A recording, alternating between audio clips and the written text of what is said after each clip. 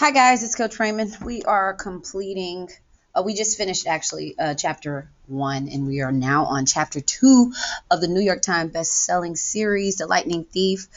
Percy Jackson just finished maybe imagining his experience with Mrs. Dodds and trying to figure out what's really going on. He thinks he has a lot of issues, and so we're going to get into chapter 2.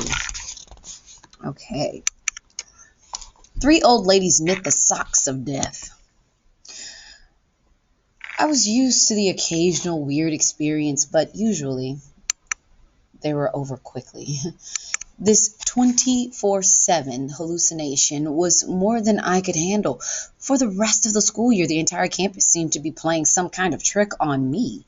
The students acted as if they were completely and totally convinced that Mrs. Kerr, a perky blonde woman whom I've never seen in my life until she got on our bus at the end of the field trip, had been our pre-algebra teacher since Christmas.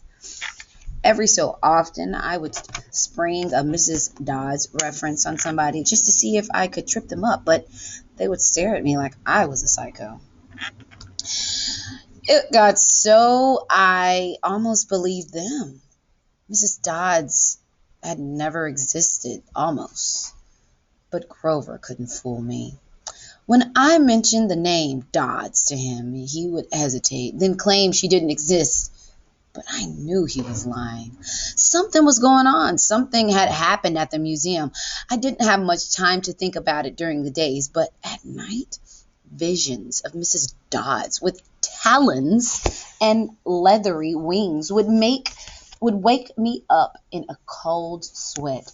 The freak weather continued, which didn't help my mood. One night, a thunderstorm blew out the windows in my dorm room. A few days later, the biggest tornado ever spotted in the Hudson Valley touched down only 50 miles from Yancey Academy. One of the current events we studied in social studies class was the unusual number of small planes that had gone down in sudden squalls in the Atlantic that year.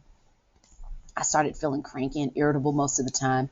My grades slipped from D's to F's. I got into more fights with Nancy Bobofit and her friends. I was sent out into the hallway in almost every class. Finally, when our English teacher, Mr. Nicole, asked me for the millionth time why I was too lazy to study for spelling tests, I snapped. I called him an old sot. I wasn't even sure what it meant, but it sounded good. The headmaster sent my mom a letter the following week, making it official. I would not be invited back the next year to Nancy Academy. Fine, I told myself, just fine. I was homesick. I wanted to be with my mom in our little apartment on the Upper East Side, even if I had to go to public school and put up with my obnoxious stepfather and his stupid poker parties. And yet, there were things I'd miss at Yancey. The view of the woods out my dorm room window, the Hudson River in the distance, the smell of the pine trees. I'd miss Grover, who'd been a good friend, even if he was a little strange. I worried how he'd survive next year without me. I'd miss Latin class, too, Mr. Bruner's crazy tournament days, and his faith that I could do well. As exam weeks got closer, Latin was the only test I studied for. I had forgotten what Mr. Bruner had told me about this subject being life and death for me. I wasn't sure why, but I started to believe him. The evening before my final, I got so frustrated that I threw the Cambridge Guide to Greek mythology across my dorm room. Words had started swimming off the page, circling my head, the letters doing 180s as if they were riding skateboards. There was no way I was going to remember the difference between Chiron and Charon, or Polydictes, see, I don't even know, and Polydeuces, and conjugating those Latin verbs. Forget it. I paced the room, feeling like ants were crawling around the inside of my shirt. I remembered Mr. Bruner's serious expression. His 1,000-year-old eyes. I will accept only the best from you, Perry Jackson. I took a deep breath. I picked up the mythology book I'd never asked a teacher for help before. Maybe if I talked to Mr. Bruner, he could give me some pointers. At least I could apologize for that big fat F that I was about to score on his exam. I didn't want to leave Yancey Academy with him thinking I hadn't tried. I walked downstairs to the faculty offices. Most of them were dark and empty, but Mr. Bruner's door was ajar. Light from his window stretching across the hallway floor. I was 3 steps from the door handle when I heard voices inside the office. Mr. Bruner asked a question, a voice that was definitely Grover's said, "Worried about Percy, sir?" I froze. I'm not usually an eavesdropper, but I dare you to try not to listening if you hear your best friend talking about you to an adult. I inched closer. "Alone this summer," Grover was saying. "I mean, kindly, one in the school.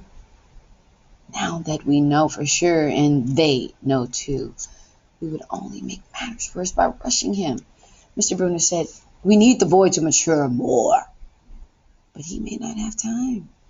The summer solstice deadline will have to be resolved without him, Grover. Let him enjoy his ignorance while he can." "Sir," he saw her. "His imagination," Mr. Bruner insisted. "The mist over the students and staff will be enough to convince them of that." "Sir, I can't fail in my duties again." Grover's voice was choked with emotion. "You know what that would mean." "You haven't failed, Grover," Mr. Bruner said kindly.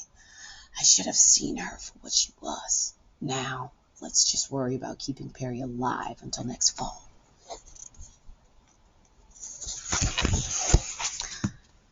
The mythology book dropped out of my hand and hit the floor with a thud. Mr. Bruner went silent, my heart hammering. I picked up the book and backed down the hall. The shadow slid across the lighted glass of Bruner's office door, the shadow of something much taller than my wheelchair-bound teacher, holding something that looked suspiciously like an archer's bow. I opened the nearest door and slipped inside. A few seconds later, I heard a slow clop, clop, clop, like muffled wood blocks. Then a sound like an animal snuffling right outside my door. A large, dark shape paused in front of the glass, then moved on. A bead of sweat trickled down my neck. Somewhere in the hallway, Mr. Bruner spoke. "Nothing," he murmured. "My nerves haven't been right since the winter solstice." "Mine either," said Grover said. "But I could have sworn—" "Go back to the dorm," Mr. Bruner told him. "You've got a long day of exams tomorrow. Don't mind me." The lights went out in Mr. Bruner's office. I waited in the dark for what seemed like forever. Finally, I slipped out into the hallway and made my way back up to the dorm. Grover was lying on his bed, studying his Latin exam notes like he'd been there all night. "Hey," he said, blurry-eyed. "You going to be ready for this test?" I didn't answer.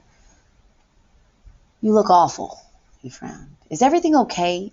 Just tired?" I turned so he couldn't read my expression and started getting ready for bed. I didn't understand what I'd heard downstairs. I wanted to believe I'd imagined the whole thing, but one thing was clear. Grover and Mr. Bruner were talking about me behind my back. They thought I was in some kind of danger. The next afternoon, as I was leaving the 3-hour Latin exam, my eyes swimming with all the Greek and Roman names I'd misspelled, Mr. Bruner called me back inside. For a moment, I was worried he'd found out about my eavesdropping the night before, but that didn't seem to be the problem. "Percy," he said, "don't be discouraged about leaving Yancey. It's for the best." His tone was kind, but the words still embarrassed me. Even though he was speaking quietly, the other kids finishing the test could hear. Nancy Bobofit smirked at me and made sarcastic little kissing motions with her lips. I mumbled, "Okay, sir." "I mean," Mr. Bruner's wheelchair backed and forth, like he wasn't sure what to say. "This wasn't the right place for you. It was only a matter of time." My eyes stung. Here was my favorite teacher in front of the class telling me I couldn't handle it. After saying he believed in me all year, now he was telling me I was destined to be kicked out. Right, I said, trembling. No, no, Mr. Brunner said. Oh, confound it all. But I'm trying to say you're not normal, Percy. That's nothing to be. Thanks, I blurted out. Thanks a lot, sir, for reminding me. Percy. But I was already gone. On the last day of the term, I shoved my clothes into my suitcase. The other guys were joking around, talking about their vacation plans. One of them was going on a hiking trip to Switzerland. Another was going to cruise the Caribbean for a month. They were juvenile delinquents like me, but they were rich juvenile delinquents. Their daddies were executives or ambassadors or celebrities. I was a nobody from a family of nobodies. They asked me what I'd be doing this summer, and I told them I was going back to the city. What I didn't tell them was that I'd have to go to get a summer job, walking dogs or selling magazine subscriptions, and spend my free time worrying about where I'd go to school in the fall. Oh, one of the guys said, that's cool. They went back to their conversation as if I'd never existed. The only person I dreaded saying goodbye to was Grover. But as it turned out, I didn't have to. He'd booked a ticket to Manhattan on the same Greyhound as I had. So there we were, together again, heading into the city. During the whole bus ride, Grover kept glancing nervously down the aisle, watching the other passengers. It occurred to me that he'd always acted nervous and fidgety when we left Yancey, as if he expected something bad to happen. Before, I'd always assumed he was worried about getting teased. But there was nobody to tease him on the Greyhound. Finally, I couldn't stand it anymore. I said, looking for kindly ones. Grover nearly jumped out of his seat. What do you mean? I confessed about eavesdropping on him and Mr. Brunner the night before the exam. Grover's eyes twitched. How much did you hear? It's the summer solstice deadline. He winced. Look, Percy, I was just worried for you, see? I mean, hallucinating about demon math teachers. Grover. And I was telling Mr. Brunner that maybe you were overstressed or something because there was no such person as Mrs. Dodson. Grover, you're really, really a bad liar. His ears turned pink. From his shirt pocket, he fished out a grubby business card. Just take this, okay? In case you need me this summer. The card was in fancy script, which was murder on my dyslexic eyes. But I finally made out something like Grover Underwood, Keeper, Half-Blood Hill, Long Island, New York, 800-009-0009. What? Heck, don't say it out loud, he yelped. That's my summer address. My heart sank. Grover had a summer home. I'd never consider that his family might be as rich as the others at Yancey. Okay, I said glumly. So, like, if I want to come visit your mansion, he nodded, or if you need me. Why would I need you? It came out harsher than I meant it to. Grover blushed right down to his Adam's apple. Look, Percy, the truth is, I kind of have to protect you. I stared at him. All year long, I'd gotten in fights, keeping bullies away from him. I'd lost sleep worrying that he'd get beaten up next year without me. And here he was, acting like he was the one who defended me. Grover, I said, what exactly are you protecting me from? There was a huge grinding noise under our feet. Black smoke poured from the dashboard, and the whole bus filled with a smell like rotten eggs. The driver cursed and limped the Greyhound over to the side of the highway. After a few minutes clanking around the engine compartment, the driver announced that we'd all have to get off. Grover and I filed outside with everyone else. We were on a stretch of country road, no place you'd notice if you didn't break down there. On our side of the highway was nothing but maple trees and litter from passing cars. On the other side, across 4 lanes of asphalt shimmering with afternoon heat, was an old-fashioned fruit stand. The stuff on sale looked really good. Heaping boxes of bluttered cherries and apples, walnuts and apricots, jugs of the cider in a clawfoot tub full of ice. There were no customers, just 3 old ladies sitting in a rocking chair in the shade of the maple tree, knitting the biggest pair of socks I'd ever seen. I mean, these socks were the size of sweaters, but they were clearly socks. The lady on the right knitting one of them, the lady on the left knitted the other. The lady in the middle held an enormous basket of electric blue yarn. All the 3 women looked ancient with pale faces, wrinkled like fruit, leather. Silver-haired, tied back in white bandanas, bony arms sticking out of the bleached cotton dresses. The weirdest thing was they seemed to be looking right at me. I looked over at Grover to say something about this and saw that the blood had drained from his face. His nose was twitching. "Grover," I said, "hey, man, tell me they're not looking at you. They aren't, are they?" "Yeah, weird, huh? You think those socks would fit me."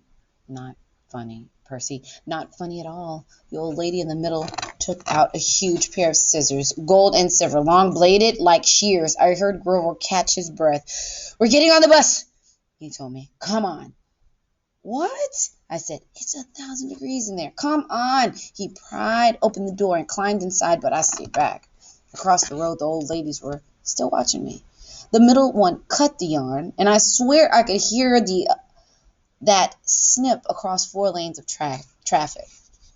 Her 2 friends balled the electric blue socks, leaving me wondering who there could possibly be for. Sasquatch or Godzilla? At the rear of the bus, the driver wrenched a big chunk of smoking metal out of the engine compartment. The bus shuddered, and the engine roared back to life. The passengers cheered. "Darn right," yelled the bus driver. He slapped the bus with his hat. "Everybody, back on board."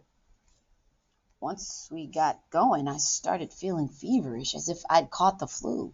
Grover didn't look much better. He was shivering, and his teeth were chattering. "Grover?" "Yeah." "What are you not telling me?" He dabbed his forehead with his shirt sleeve. "Percy, what did you see back at the fruit stand?" "You mean the old ladies? What is it about them, man? They're not like Mrs. Dodds, are they?" His expression was hard to read, but I got the feeling that the fruit stand ladies were something much, much worse than Mrs. Dodds. He said, "Just tell me what you saw." The middle one took out the scissors, and she cut the yarn. He closed his eyes and made a gesture with his fingers that might have been crossing himself, but it wasn't. It was like something else, something almost older.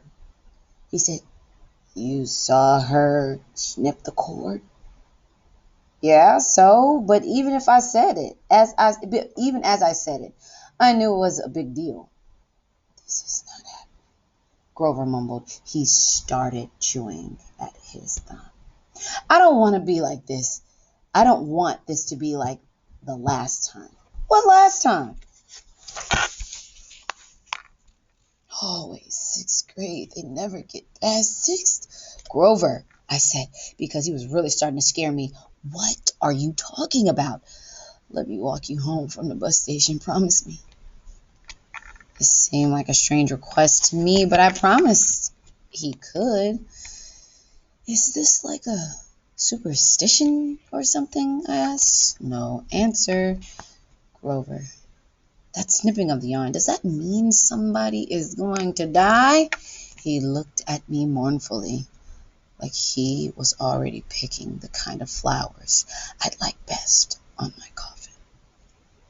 Ooh, that was the end of chapter 2 of The Lightning Thief. Reading with Coach Raymond. I hope you guys enjoyed it. Hope you guys discussed what the significance of that second chapter was.